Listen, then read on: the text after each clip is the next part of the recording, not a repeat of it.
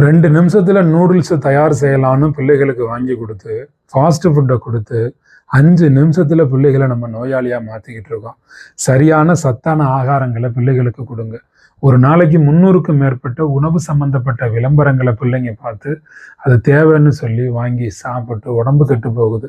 வயிற்றுக்கு எந்த கெடுதலும் செய்யாத ஆவியில வேக வச்ச இந்தியன் நூடுல்ஸ் எது தெரியுமா? அருமையான உணவு இடியாப்பம் தான். அதை சாப்பிட்றதுக்கு சில பேருக்கு விருப்பமே இல்லை. ஏன்னா அதை நம்ம பிள்ளைகளுக்கு அறிமுகப்படுத்தலை. புதுசாக ரகரகமாக நூடுல்ஸை அறிமுகப்படுத்துகிறோம். விட்டமின் இருக்குன்னு பொய் சொல்கிறாங்க, உப்பு இருக்குன்னு பொய் சொல்கிறாங்க, கொழுப்பு இருக்குன்னு பொய் சொல்கிறாங்க. எல்லாம் விளம்பரத்தில் பேப்பரில் எழுதி வைக்கிறாங்களே தவிர அதிலெல்லாம் எந்த சத்துக்களுமே கிடையாது. 100 கிராம் நூடுல்ஸில் 130லேருந்து 600 மில்லிகிராம் வரைக்கும் சோடியம் சேர்க்கலாம் அப்படின்னு அனுமதிக்கப்பட்டிருக்கு. ஆனால் இன்னைக்கு அப்படியே சேர்க்குறாங்க. 1943 மில்லிகிராமுக்கு மேலே சேர்க்குறாங்கன்னு பல ஆய்வுகள் சொல்லுது.